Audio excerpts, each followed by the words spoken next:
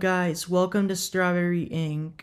Today I will be reviewing a unique case. Before we start, I ask you to please follow my podcast. If you followed the national news in 2022, then you may have noticed that an inmate in Alabama broke out of jail. This inmate was Vicky White, who was being held at the Lauderdale County Jail and fell in love with one of the guards. Let me first go over his life's background and lengthy criminal history. Growing up, Casey was a loner and outcast.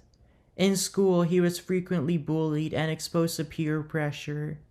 His mom, Connie Moore, made him get his driver's license. In high school, he was arrested about 3 times for drunk driving. These cases ended in guilty plea bargains. The first one resulted in a sentence of a 30-day license suspension and DUI school. The second one resulted in a 1-year license suspension and a 20-hour community service sentence. Then the third time resulted in a 2-year license suspension along with a 1-year probation. Casey was diagnosed with schizophrenia at 18 years old. He had 2 children and a grandchild. Casey's son, his first child, was born when he was 17 years old. In 2006, he was arrested for assaulting his mother. However, he was let go because she declined to press charges. 4 years later, in 2010, Casey was arrested again for attacking his brother Stephen with an axe. He pleaded guilty with a bargain and was sentenced to 6 years in prison. However, he was released on parole after completing only 3 years. Casey was not born violent. As you can see, his crimes escalated from drunk driving to violent offenses. This is believed to have been caused by him falling into a meth addiction. It is common for someone to start off with a simpler addiction such as alcohol and then turn to strong drugs later on as their addiction grows. Casey has been tied to several murders, one of them being his ex-girlfriend who was found dead at her home in 2008 from a gunshot wound.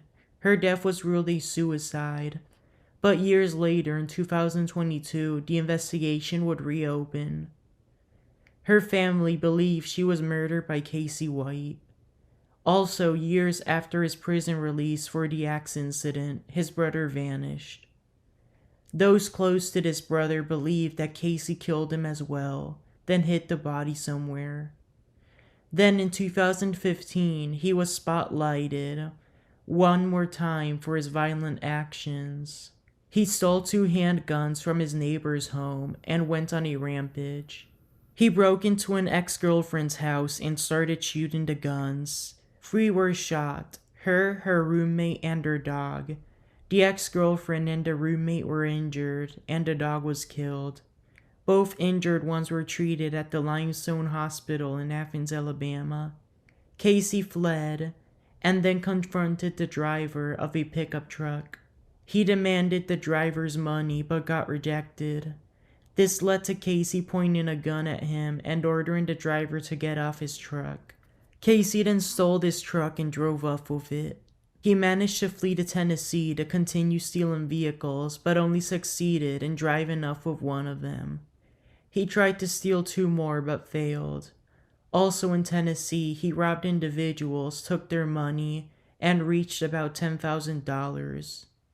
During the car robberies, he fired at least 1 gunshot. With the 1 car that Casey managed to steal, he drove back to Alabama. The statue's Limestone County Sheriff's Office then spotted and surrounded him. Casey put both handguns in his head and threatened to kill himself. He claimed that he would not surrender until he spoke to the sheriff. This sheriff, Mike Blakely, headed to the scene and convinced him not to kill himself and to surrender. Blakely had graduated from the same high school as Casey and was his classmate. While Blakely headed to the scene, Casey was comforted, being offered a sun-drop soda and chewing tobacco. He was then processed at the Athens, Alabama police station and booked into the Limestone County Jail. He remained there to await trial without bail or bond. Casey claimed during his interrogation that he planned to kill his ex-girlfriend, then have the cops kill him. He regretted not killing her and not being shot by the police, showing no remorse for his actions. In Tennessee, he was charged with 2 counts of attempted carjacking, 1 count of theft of property, attempted first-degree murder, and carjacking. However, the prosecution in Giles County, Tennessee dropped these charges and chose to no longer move forward with the case due to him facing more severe crimes in Alabama. Then in Limestone County, Alabama, he was charged with burglary, kidnapping, attempted murder, and animal cruelty. This case moved forward as a grand jury reviewed it and confirmed the charges. Nearly 3 years later, he was tried, and a 12-person jury found him guilty on all charges. Shortly after his conviction, he was sentenced to 75 years in prison, a sentence which he would start serving in the William E. Donaldson Correctional Facility. This state prison is in Bessemer, Alabama. From prison, he called his ex-girlfriend and threatened to kill her if he ever left prison. He was shortly after put on trial once again on a domestic violence charge for this, and as well convicted, leading him to being sentenced to an extra 4 years in prison, but it was completed already immediately due to time served, and the sentence being concurrent.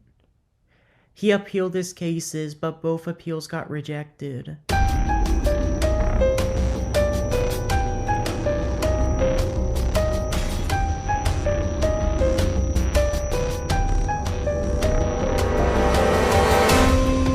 In Alabama's Lauderdale County Jail worked a corrections officer named Vicky White, who had no relation to Casey. She had worked that job for many years, gaining a reputation of a responsible and hardworking woman. She finished high school and graduated from a police academy. She even went to college before being hired at the jail in 1997. Vicky was later promoted to take on a task as an assistant director of corrections, which is basically the staff's assistant manager. In 2006, she married her husband, Thomas Edward, who was nicknamed Tommy. They together started a cattle farm and would raise cows. However, Tommy developed a drug addiction, just like Casey, and issues in the marriage escalated. Vicky remained in the same home and sent Tommy to live with his mother. She later sold their cows and farm. Despite being divorced, Vicky was still friends with Tommy and his mother. Meanwhile, the murder of a 59-year-old woman named Connie Ridgway was investigated. She had been found stabbed to death at her home in Rogersville, Alabama. Her death was ruled a murder, and the suspect tied to the case was Casey White. When Casey was informed about this allegation, he sent the Lauderdale County Sheriff's Office a letter admitting to the murder. He was then indicted and charged for this crime, leading to him being transferred to the Lauderdale County Jail. He initially pleaded not guilty and then entered an insanity plea. While in jail, Casey met Vicky. They fell in love and became a couple. Vicky's ex-husband Tommy started suffering from Parkinson's disease and passed away in January 2022. Both Casey and Vicky wanted to leave Alabama to live happily together. She sold their home, car, and moved into a motel. She as well submitted her resignation letter announcing that she was retiring. Vicky purchased a red Ford SUV and multiple guns. She also brought Casey some clothes.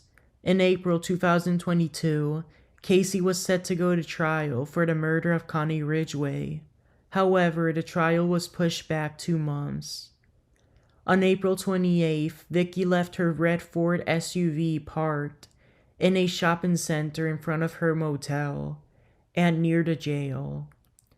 The section of the parking lot where she left the car was used for a dealership business. The owner of the dealership did not recognize this SUV and informed the police. Detectives then tied this car to Vicky White. However, when the car was confirmed to be hers, Vicky was no longer alive. We will learn why in this episode. A day after this, Vicky called one of her co-workers and asked to be picked up to go to work because she had been locked out of her car and was running late. She claimed that she had planned to fix the car after work. However, this was all a lie. Hours after her shift started, Vicky informed the staff at the jail that she would leave to take Vicky White to court for a psychological evaluation. She put Casey in a police squad car and left with him. Then the rest of the staff noticed that they never returned. They contacted the Lauderdale County Courthouse, and they claimed that Vicky nor Casey ever were in court, and that there was not even an evaluation scheduled. Surveillance footage was checked, showing Vicky leaving the jail with Casey. She had violated one of the jail's rules, as she was not allowed to transport an inmate without another officer present. A local search would then start for them. The squad car was found in the shopping center's parking lot where Vicky had left her new SUV the previous day. Surveillance footage in the shopping center was checked, showing Vicky and Casey getting into the red SUV, fleeing off. Casey no longer had his orange jail jumpsuit on and was wearing civilian clothing. He also had no handcuffs or chains on him. Vicky had as well changed out of her work uniform and put on a black-haired wig. The squad car was searched. All of Casey's chains, his jumpsuit, and Vicky's police radio, along with her work uniform, was found. Before work, she had put her belongings in the SUV, as if she was getting ready to leave the area for a while. The Alabama State Police joined into the investigation and realized that they had left the state. This search then became nationwide. The sheriff's office tried to call Vicky, but she never responded. Vicky and Casey bought a pickup truck from a dealership in rural Tennessee. They then dumped the red SUV and headed to Kentucky. They passed Kentucky and arrived in Indiana, then stopped by a car wash. The U.S. Marshals found the abandoned SUV. They offered a total of $25,000 to anyone who would share useful information to help find them. The rewards were $10,000 for Casey and $15,000 for Vicky. The Lauderdale County Sheriff's Office fired Vicky, and she was charged while still on the run. The charges she faced were identity theft, second-degree forgery, and facilitating a prison escape. On the other hand, Casey was charged with a federal crime of first-degree prison escape. At the car wash where they stopped, Casey stole a pickup truck and left with it. Vicky as well drove off with the truck they had bought in Tennessee. They headed to an Evansville, Indiana motel. The manager of the car wash had recognized them and called the police, giving out the license plates of the two trucks. The Evansville police spotted the two trucks outside the motel where Vicky and Casey had been staying. Vicky had paid a homeless man thousands of dollars to book a room for her and Casey. Undercover police officers surrounded the motel and spied on them. On May 9, 2022, they spotted them leaving their motel room and getting on a Cadillac car that had been purchased at a nearby dealership. They were leaving to buy groceries. Several law enforcement agencies were alerted that Casey and Vicky had been spotted. A police chase started, which continued onto a nearby highway.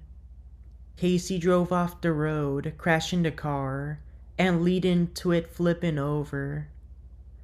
Vicky had loaded their guns in order to get into a shootout with police. However, due to the crash, the shootout never happened. Casey ran out and was arrested. Vicky had called the cops, but she wasn't able to communicate with the dispatcher as she was pleading Casey to drive back to the motel. In the phone call, a loud gunshot was heard. She had shot herself. Vicky was pulled out of the car and taken to the Deaconess Hospital. She was pronounced dead hours later from a self-inflicted gunshot wound. Casey was taken to the Evansville police station and cleared from any injuries. He was then booked into the Lauderdale County Jail. Meanwhile, the charges against Vicky in Alabama were dropped due to her death. The Green Hill Funeral Home in Florence, Alabama, then picked up her body at the Lauderdale County Coroner's Office. Services were then held for her at the Centerville Cemetery in Huntsville, Alabama, where she was buried. The following day, he was brought before duty judge Robert Pigman and waived extradition back to Alabama. Shortly after the hearing, he was picked up by the Lauderdale County Sheriff's Office and driven back to Alabama. He was returned to the William E. Donaldson Correctional Facility. Due to the intense situation, Casey was not charged for the car robbery in Indiana. However, he was shortly after indicted by an Evansville federal grand jury for illegally being in possession of several firearms. These charges were firearms offenses, 2 in total, which remain pending to this day. In Lauderdale County, Alabama, Casey was indicted and charged with 2 state crimes: first-degree escape and felony murder for causing the death of Vicky White. Due to this new indictment coming in, his federal escape charge was dropped by prosecutors. Casey eventually reached a plea deal and pleaded guilty to the state escape crime. As part of this deal, his other murder charge was dismissed. For this case, on June 8, 2023, Casey White was sentenced to life in prison with the possibility of parole after completing at least 30 years. However, due to his previous attempted murder sentence, he will most likely spend the rest of his life in prison. Then, he still faced his murder trial for the stabbing of Connie Ridgway. That case, however, was later dismissed due to a lack of evidence. Thank you so much for listening to this episode of Strawberry Ink. Please like, follow, and share it to your loved ones. Till next time, goodbye.